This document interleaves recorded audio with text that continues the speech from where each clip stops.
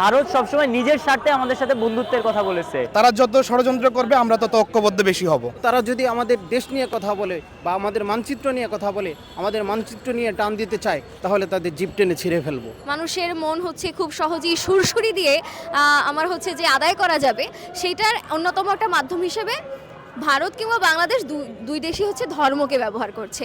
এই যে না পাওয়ার যে একটা জায়গা, এইখান থেকে তারা উন্মাদের মতো আচরণ করছে এবং বাংলাদেশকে নিয়ে, বাংলাদেশকে অস্থিতিশীল করবার জন্যে গোয়েবলসের মিথ্যাচারকেও হার মানায় ভারত এমন নির্লজ্জের মতো মিথ্যাচার শুরু করেছে। অন্তর্বর্তীকালীন সরকারকে অস্থিতিশীল করার জন্য, এই দেশের মানুষকে উস্কে দেওয়ার জন্য তারা এই ধরনের অপপ্রচার প্রোপাগান্ডা চালাচ্ছে। তাদের মিডিয়াগুলো বাংলাদেশের বিরুদ্ধে লেখালেখি করছে।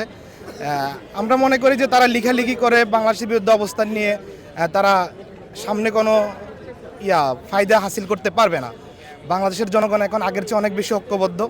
আমাদের সাম্প্রদায়িকতার বাংলাদেশ, হিন্দু, মুসলিম, বৌদ্ধ, খ্রিস্টান সবাই একসাথেই। তারা যত ষড়যন্ত্র করবে আমরা তত ঐক্যবদ্ধ বেশি হব। আপনারা দেখেছেন যে আমরা হিন্দুদের মন্দির পাহারা দিয়েছি। আমরা আমাদের আলিফ হত্যার, সাইফুল ইসলাম আলিফ হত্যাকাণ্ডের পরেও আমরা কিন্তু হিন্দুদের উপর কোনো আক্রমণ করি নাই। আমরা সবসময় তাদের পাশে ছিলাম। আমাদের এই ধারা অব্যাহত থাকবে। আমরা একটাই শেষ কথা বলতে চাই, তারা যত ষড়যন্ত্র করবে আমরা তত বেশি ঐক্যবদ্ধ হব ইনশাল্লাহ। আমরা ৭১-এ আমরা স্বাধীন করেছি দেশ, ২৪-এ স্বাধীন করেছি। তো এরপরেও যদি ভারত আমাদের দিকে ওইভাবে কোনো আপনার বিভিন্নভাবে আমাদের দেশ নিয়ে কথা বলতে চায়, তাহলে যদি আমাদের ব্যক্তি নিয়ে কথা বলে আমরা ছাড় দিব, আমাদের বাবা মাকে নিয়ে যদি কথা বলে আমরা ছাড় দিব। কিন্তু তারা যদি আমাদের দেশ নিয়ে কথা বলে বা আমাদের মানচিত্র নিয়ে কথা বলে, আমাদের মানচিত্র নিয়ে টান দিতে চায়, তাহলে তাদের জিভ টেনে ছিঁড়ে ফেলবো। বাউলের যে আখড়া, মানে লালন শাহের মাজারেও তো হামলা হয়েছে, সেগুলো নিয়ে কিন্তু ভারত কোনো কথা বলে না। তারা যেটা করে যে জনগণ যেই বিষয়গুলো নিয়ে মানে বেশি চিন্তিত, কোনো দেশের শাসকই সেটা চায় না।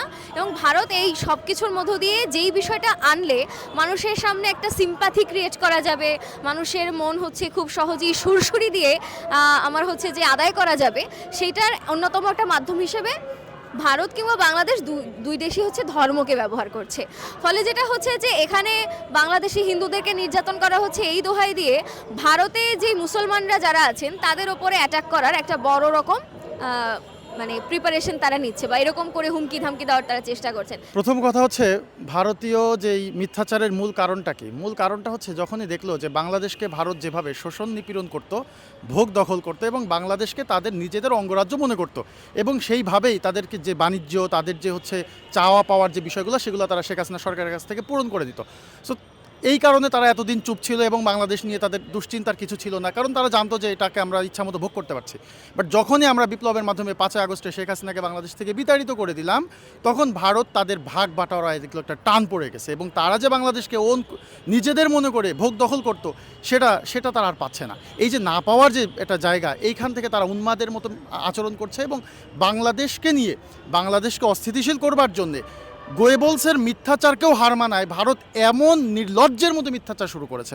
এবং আপনি জানেন যে ভারতের যেই মিথ্যাচারের বিষয়টি আসলে নতুন নয়, এবং এটা নিয়ে আল জাজিরাতেও একটা রিপোর্ট হয়েছে এবং সেখানে বলা হয়েছে যে ভারতের মিডিয়া হচ্ছে মিথ্যা এবং ভুল তথ্যে ২১ নম্বর মিডিয়া।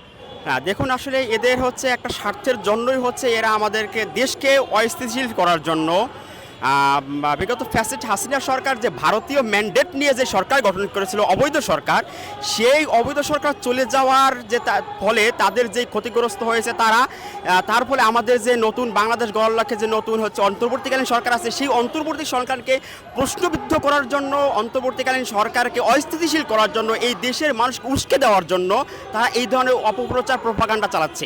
এবং এই ধরনের প্রোপাগান্ডা অবশ্যই তাদের আমরা ভালোভাবে নিচ্ছি না, এবং তাই এটা অবশ্যই এবার ঘৃণিত একটা কাজ বলে আমি মনে করছি। একজন মিডিয়া হয়ে এই ধরনের অপপ্রচারকে আমরা তীব্র নিন্দা জানাচ্ছি। ভারতকে আমরা 1947 পরবর্তী ধরি বা 71 পরবর্তী যে সময়টার কথাই চিন্তা করি না কেন, ভারত সবসময় নিজের স্বার্থে আমাদের সাথে বন্ধুত্বের কথা বলেছে। সে ভারত কখনোই চায় নাই যে বাংলাদেশ তার পার্শ্ববর্তী দেশ হিসেবে উন্নয়নের শিখরে পৌঁছাক, প্রকৃত বন্ধু হোক, এটা ভারত কখনোই চায় না। সেই জায়গা থেকে ভারতের মিডিয়া বর্তমানে যে অরাজক অবস্থা সৃষ্টি করতেছে, বাংলাদেশকে অস্থিতিশীল করার জন্য ভারতের মিডিয়াগুলো যে অপপ্রচার চালাচ্ছে, এই জায়গা থেকে বাংলাদেশ সরকারের আরও কঠোর হওয়া প্রয়োজন এবং ভারতীয় মিডিয়ার উপর নিষেধাজ্ঞা দেওয়া প্রয়োজন এবং ভারতীয় মিডিয়ার এই অপপ্রচারগুলো বাংলাদেশে যেন কোনোভাবে প্রচার হতে না পারে তার বিরুদ্ধে সরকারকে স্টেটমেন্ট দেওয়া প্রয়োজন। আমাদের দেশে যে কিছু অনাকাঙ্ক্ষিত ঘটনা ঘটেছে এবং আমাদের দেশের প্রেক্ষিত কিছু লোক আছে বা একটা গোষ্ঠী আছে যারা ধর্মকে ব্যবহার করে রাজনীতি করতে চায়, ধর্মকে ব্যবহার করে মানুষকে বিভেদ তৈরি করতে চায় এবং তাদের সেই বিভেদের রাজনীতির সুযোগ নিয়ে মোদী সরকার আমরা দেখছি তাদের যে মিডিয়া রয়েছে তারা বাংলাদেশের বিরুদ্ধে একটা প্রচার প্রপাগান্ডা চালাচ্ছে। এটি করে আসলে মোদী সরকারের লাভটা কি সেটা যদি আমরা বলি, আমরা দেখব যে মোদী সরকারের লাভ হচ্ছে এখানে যদি এখানে সাম্প্রদায়িকতা ছড়িয়ে হিন্দু মুসলিম দাঙ্গা তৈরি করা যায় তাহলে তার ভোট বাক্সে হিন্দুদের ভোটটা বেশি পড়ে এবং সেটাই তারা আমরা দেখেছি পশ্চিমবঙ্গের নির্বাচন সামনে আছে, কলকাতার ভিত্তিক যে নির্বাচনটা হবে সেই নির্বাচনে আমরা দেখেছি বারে বারে তৃণমূলের কাছে কংগ্রেস বিজেপি হেরে গিয়েছে। ফলে কিভাবে করে আজকে পশ্চিমবঙ্গ তার করায়ত্তে আনা যাবে সেই জায়গা থেকে তিনি এই ধরনের একটা প্রোপাগান্ডা তিনি চালাচ্ছেন এবং হিন্দুত্ববাদী যে ভাব মানুষ সেইটাকে তিনি প্রোপাগাইট করছেন।